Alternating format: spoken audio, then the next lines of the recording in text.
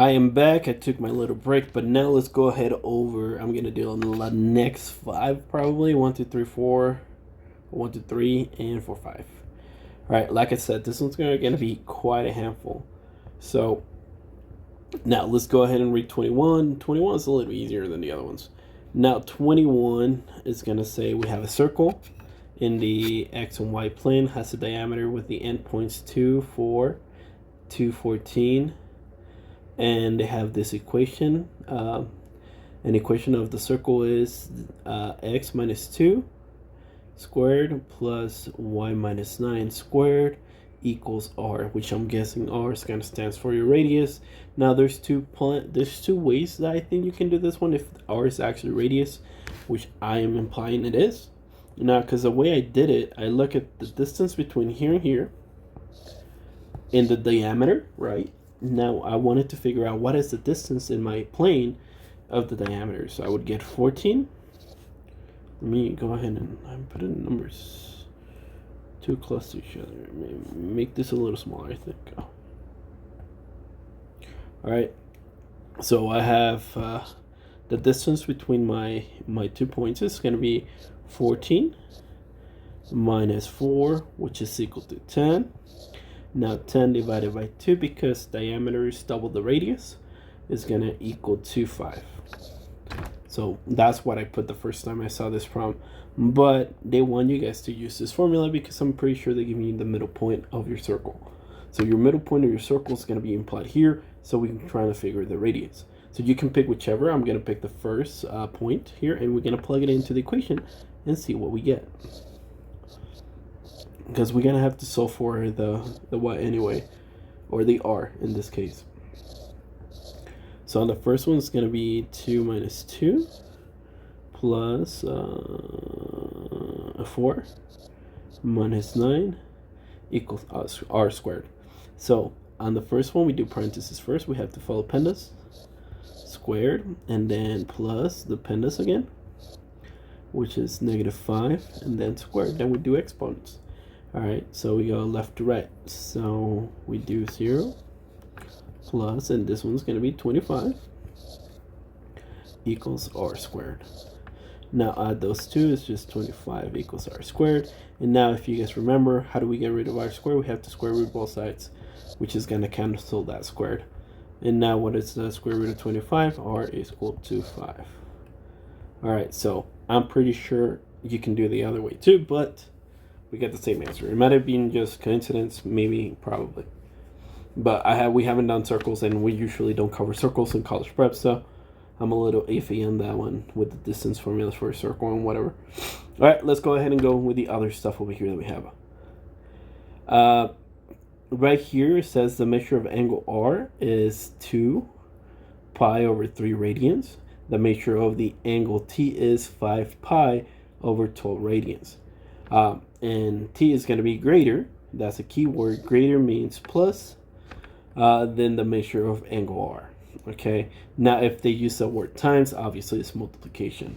But in this case, we're just going to add them. So T is 5 pi over 12 greater than the other one. So we're going to have to go ahead and add them up.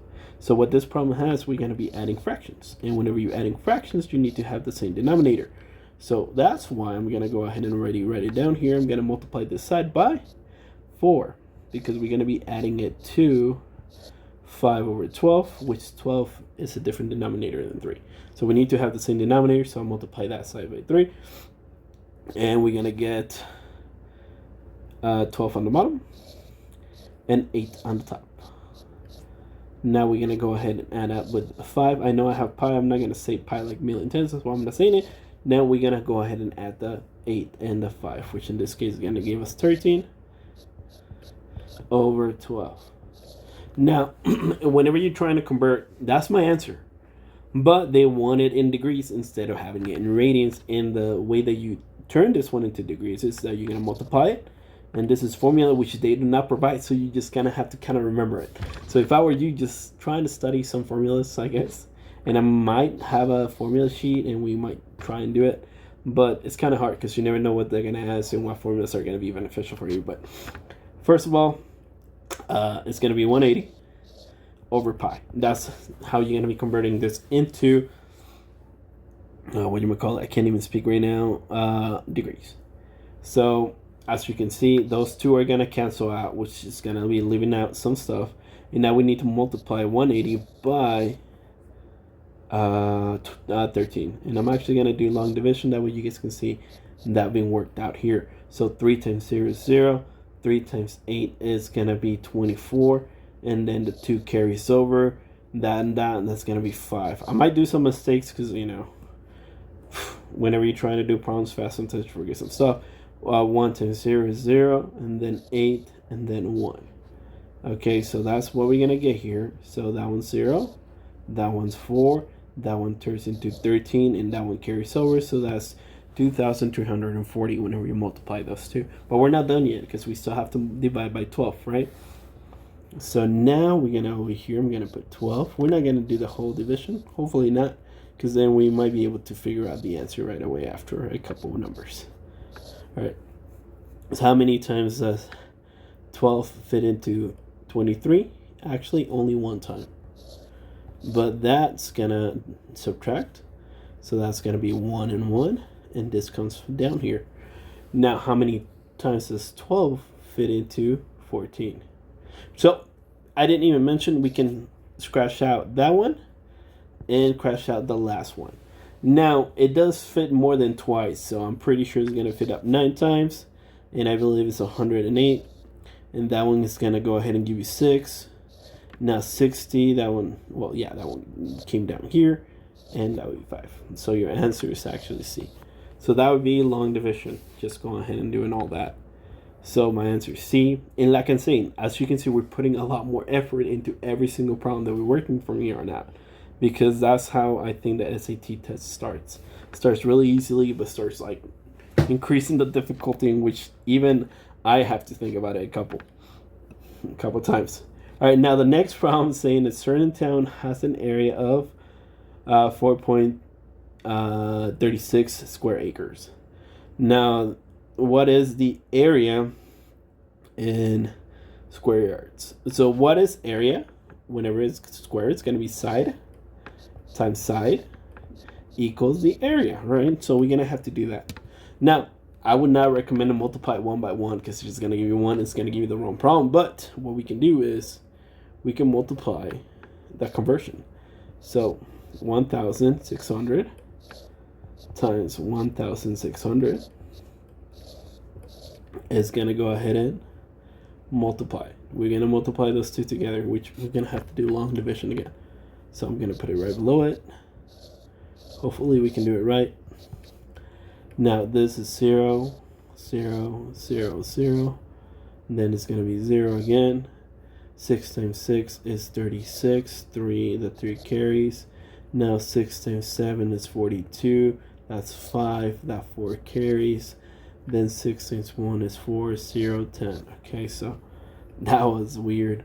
Now let's go ahead and do another one. Then 42. And then the 4 carries. 49. And then 53.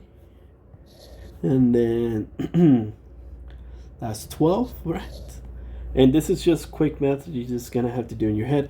The last one's kind of easy and kind of forgiven. So that one, I did that one, now that one's over here. So 1, 6, 7, and 1. All right, now you just go ahead and write your stuff down here. So 0, 0. I might have done a mistake, so that's fine.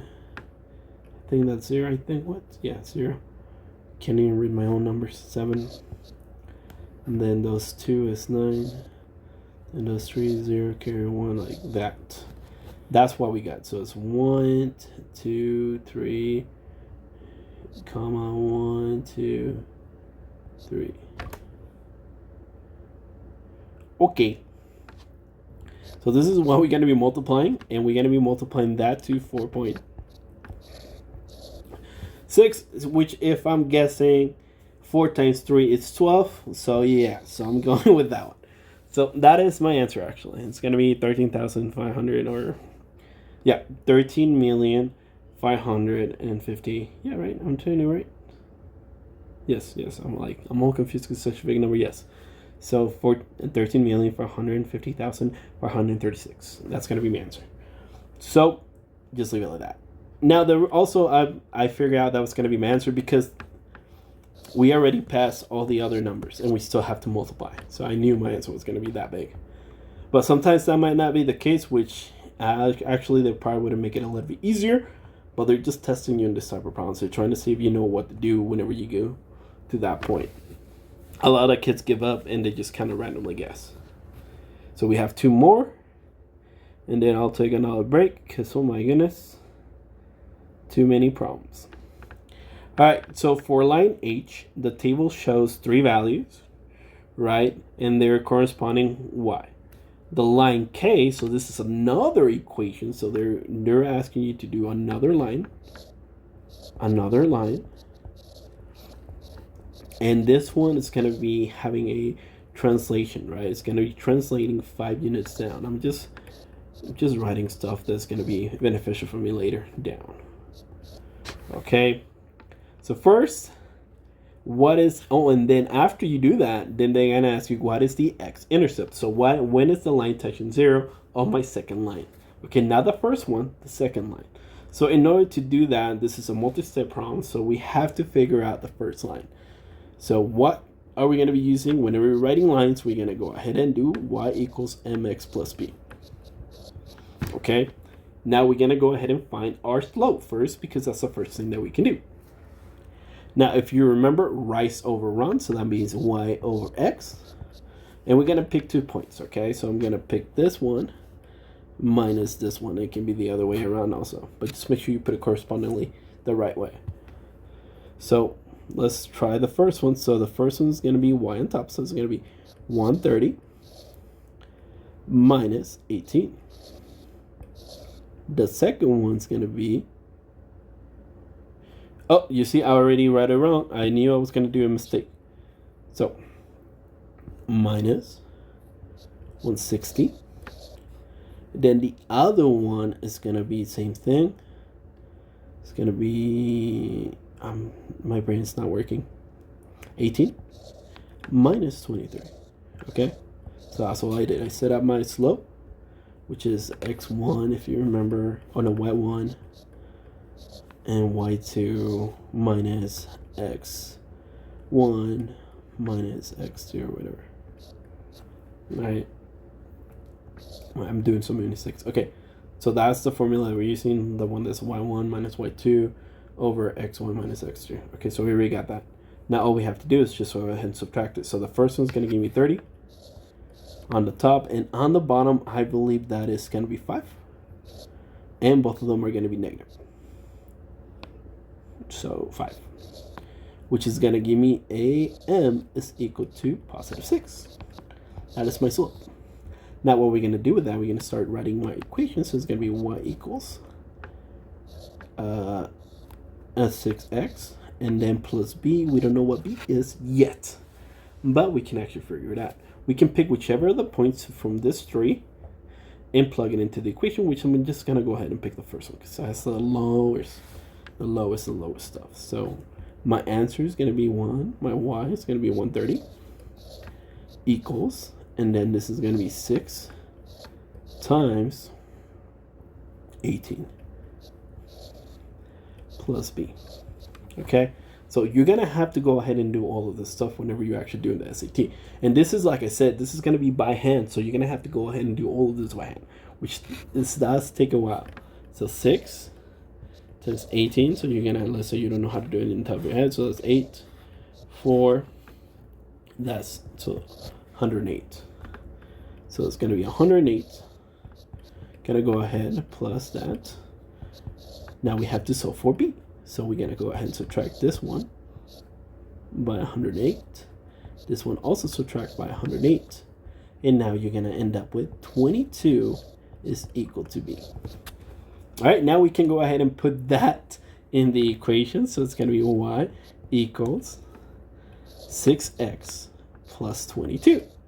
And that is my first equation, right? That's the equation that they give me the table for. Now what we're going to have to do is that we're going to have to translate this one 5 units down.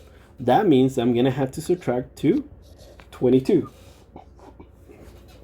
We're going to go ahead and subtract by 5, which that would be 17. Plus, and then over here is going to be x over 6x. Because they were talking about it's going to be the same slope. The only thing is just translating it 5 units down. Right? They might, on the actual SAT, they might actually change the slope too. You never know. They're kind of tricky sometimes saying that. All right, now what we need to know when is this equal to 0. So you're going to equal y to 0. 6x plus 17. And now we just go ahead and solve for x again. So it's going to be minus 17. That's the first thing I'm going to do. Minus 17. So this is going to be negative 17 equals 6x. Now, we finally divide both sides by 6. So x is equal to negative 17 over 6. Now let's see if any of those is my answer. D. Okay, so that's going to be where I have one of the zeros. All right, like I said, these ones are starting to get a little more difficult because there's multi-step problems. So if you do not understand these problems, go back to one of the previous ones that you had trouble with and try to work on those first. Because these ones are going to take you a lot of time, and they might take you too much time to actually do according to how much time you have. I have no idea because this video is already kind of long. And we're not even done with the first section of the test. And then you're going to get the second section, which is going to be calculated part. I want to work on those in class because, I think it would be very beneficial just to work on those. And this one's just studying on your own because this is a lot of stuff that you're going to have to do on your own and no calculator at all with this stuff. So good luck with the other problems. Now, and this is a lot of prior knowledge. So a lot of stuff that you covered already in class is going to be covered in here. So for this one, we're talking about in this graph, we have the x and y plane. The graph or the equation is going to be y equals negative 2x plus 9x minus 100. Now, this one's going to be intersecting with another line. And this other line is going to be a horizontal because the only way that you, or not the only way, but I think you have a tangent line that only intersects one time. But it's been a while since I've done intersections with lines because usually we don't cover in college prep. But one way that you can get only one point of contact is at the vertex of a parabola, because this is going to be a parabola. This is going to be a U-shaped kind of graph, so that would be 1 point right there. Let me color it differently. That would be one intersection point, so that's what we're going to go with. Now, what is the value of c?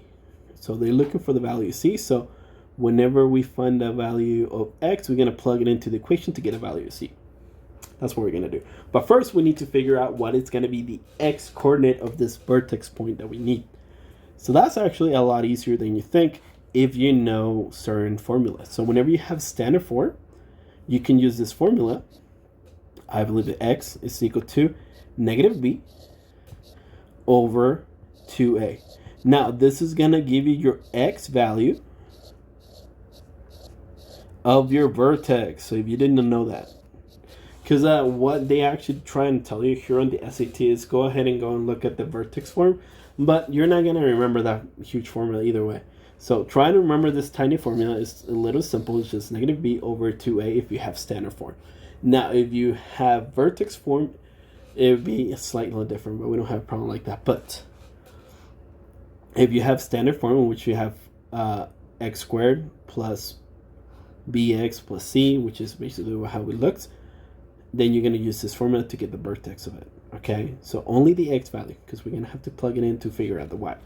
So let's go ahead and plug what we have. So we have here, we know our b is 9, and our a is going to be negative 1. So we're going to go ahead and plug that in. So it's going to be negative, parentheses, 9 right here. And on the bottom part, we're going to have 2 parentheses, negative 1. Okay, now what is that going to give me? Negative 9 over negative 2, which is equal to 9 over 2. It becomes positive. That's going to be important once we start plugging stuff in. Now we know what the x value is, right? This is x value. We need to find the y value because that's what they're asking. They're asking what is going to equal to y. So what we're going to do, we're going to grab that number and we're going to plug it in into the equation. So it's going to look like this. Negative, parentheses, 9 over 2 squared Then I believe is plus 9. And then parentheses, 9 over 2. And then this one's not squared. And then finally, minus 100. Okay, now we just need to solve this, and that's going to give us our answer for this problem. Pretty easy, so we square this first, so that's 81 over 4. And then we still have the negative on the outside, so that one's going to turn into a negative.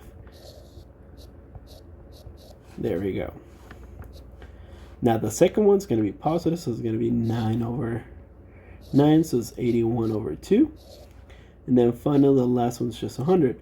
Now, we are going to have to turn everything into a fraction because we need to add them and subtract them. So they need to have the same denominators. So that means that we're going to go ahead and do the following. We're going to multiply that second one by 2 because we need to make that denominator 4. And the 100 we're going to have to multiply by 4 because we need to make that one to have a denominator 4. There's a 1 below the 100. All right, so once we do all of that, we're going to end up getting negative 81 over 4 plus 162, I believe, over 4 minus 400 over 4. Now we have the same denominator, so we can go ahead and add and subtract. So we're going to go ahead and combine those two first. That's going to give me positive 81 over 4, then minus 400. That is going to turn into negative 319 over 4. That is the value of y. So y is equal to negative 319 over 4, which, as you can see, my answer is C. All right, and this is the stuff that you're going to have to actually do whenever you're actually doing the actual problem. So yeah, so it's going to get pretty difficult. It was pretty easy at first. It was pretty straightforward. But as you work your way down, as you can see, the work starts piling up. So make sure you finish the first section as fast as possible and as quick as possible. That way you have time to actually work out the problems at the end. Are they incredibly difficult? No. Do you need to know a lot of prior knowledge? Yes. So that alone is going to be pretty hard. Now the last two are even harder, so I'm going to go ahead and take a break, see how I'm going to explain it to you guys, and then go ahead and go over it. Now for this one, should be a little bit easier than this one. This one you just need to remember formulas again, which a lot of the time they do not offer them. Okay, so on the next little clip, I'm going to do the last two.